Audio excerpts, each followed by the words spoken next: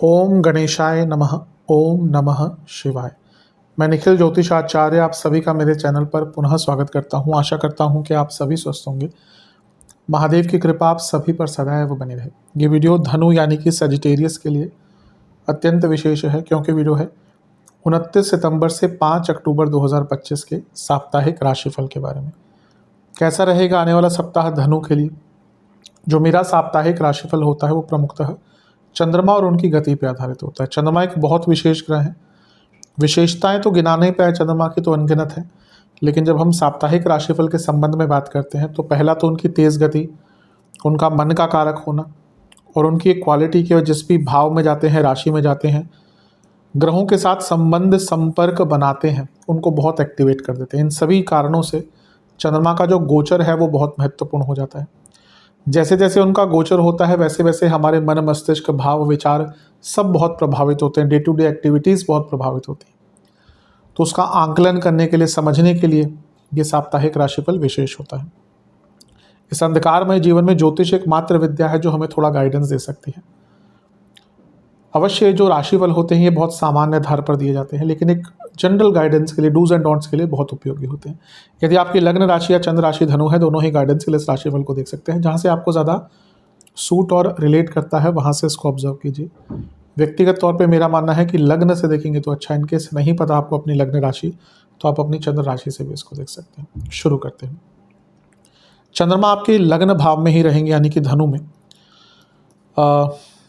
29 तारीख को सुबह 4 बजे यहाँ पर आ जाएंगे और 3 अक्टूबर दिन के 3 बजे तक उनका प्रवास यहीं पर रहेगा। चंद्रमा का लग्न भाव में आना एक प्रकार से अच्छा माना जाता है, लेकिन आपके लिए वो अष्टमेश है, तो उस नाते से उनका लग्न में आना बहुत अच्छा नहीं होता। केमद्रुम योग भी है, अष्टमेश है, लग्न में है। एक चीज़ जो बचाएगी हफ्ते के शुरुआती भाग में वो है बृहस्पति। क्यों?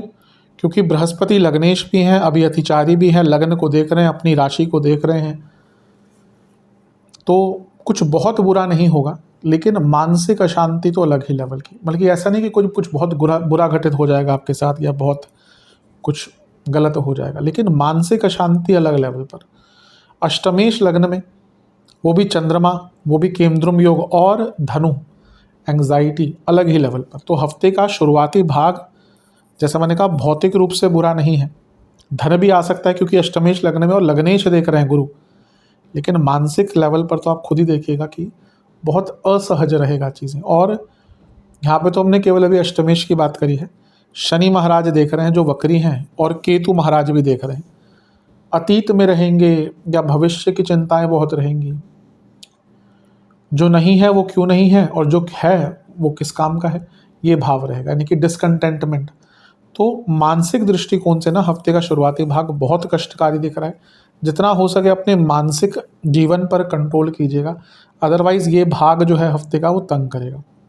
नवांश कुंडली स्ट्रांग रहिएगा, किसी की बातों पर बहुत ज़्यादा विचार मत कीजिएगा। दशांश कुंडली कारक क्षेत्र में सब ठीक है, बस ग्रेसफुली बात कीजिएगा, प्रोफेशनली बात कीजिएगा। बिजनेस ठीक है, बिजनेस में कोई दिक्कत नहीं दिख रही।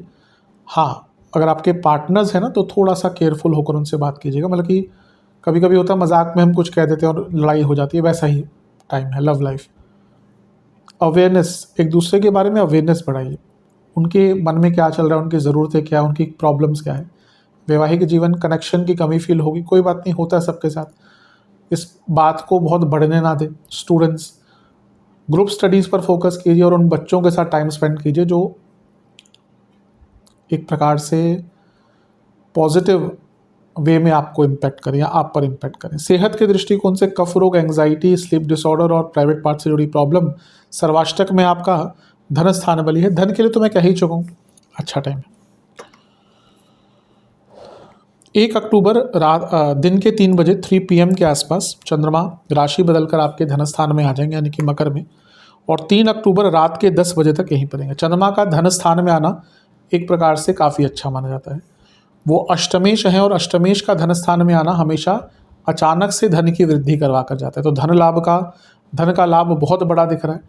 ऊपर से यहाँ पर मंगल भी देख रहे हैं जो खुद एक लक्ष्मी स्थान के स्वामी हैं, लाभ स्थान में बैठे हुए हैं, तो ये लाभ और धन का मिलन हो गया। और अष्टम का इन्वॉल्वमेंट यानी कि तेज़ गति से अचानक से बड़ा धन या बड़े धन कमाने की कोई उम्मीद, कोई नया रास्ता खुलना, स्पेकुलेटिव मार्केट से गुप्त धन का सोर्स है, फिर तो वारे न्यारे हैं यहाँ पर।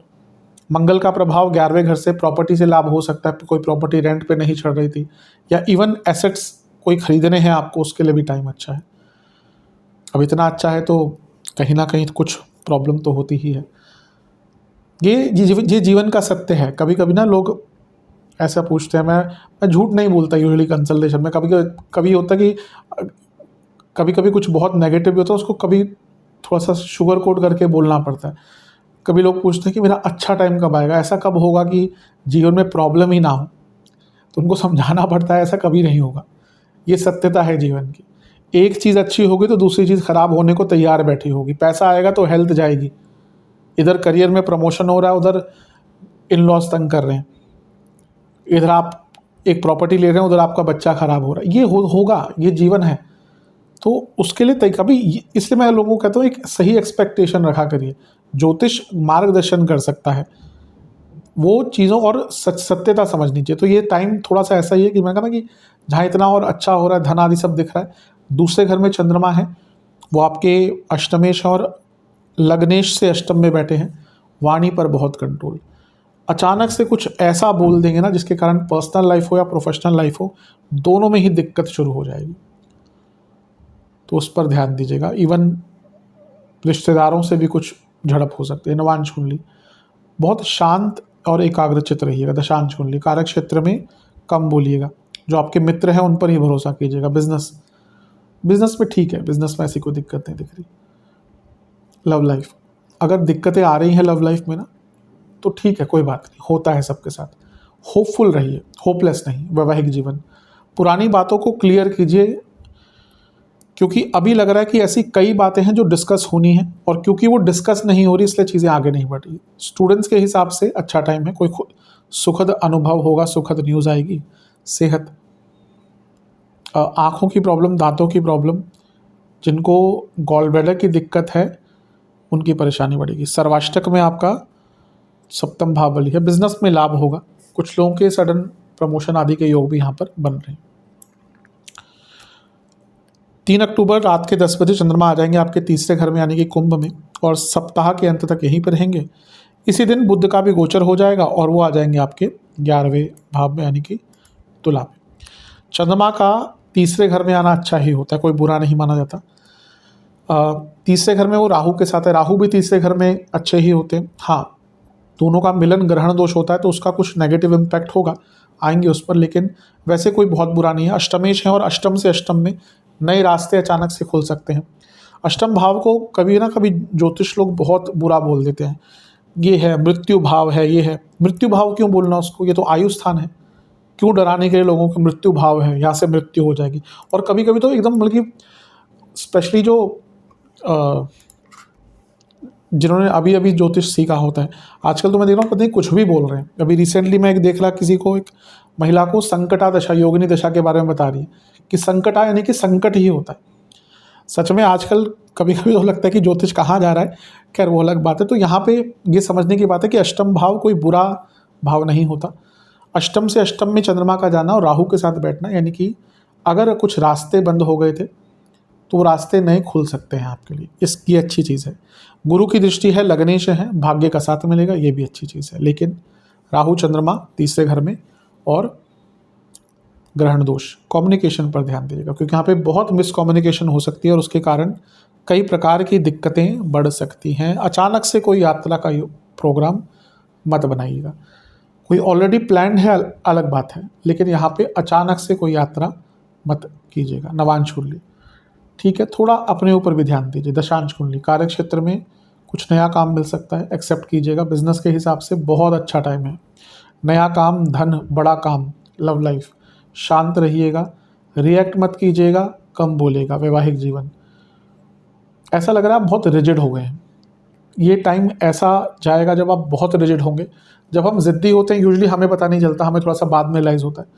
तो यहाँ पे थोड़ा कम रिजिड रहेंगे ना तो आपके लिए अच्छा है। स्टूडेंट्स, मन बहुत भटकेगा, ध्यान दीजिएगा। सेहत के हिसाब से गले के रोग, इन्फेक्शंस, हड्डियों की प्रॉब्लम और इन्फ्लेमेशन, सर्वाष्टक में आपका अष्टम बली है। नए रास्ते खुलेंगे अवश्य, लेकिन एकाग्रता थोड़ी कम दिख रही है। उपाय के स्वरूप में महादेव का दूध से अभिषेक कर कर बृहस्पति चालीसा, शिव चालीसा एक बार पाठ कीजिएगा। आशा करता हूँ वीडियो काम आएगा। चैनल पे अगर आप नए हैं तो सब्सक्राइब कर लीजिए, वीडियो को लाइक कर लीजिए। मिलता हूँ अगली वीडियो में, तब तक के लिए ओम नमः शिवाय।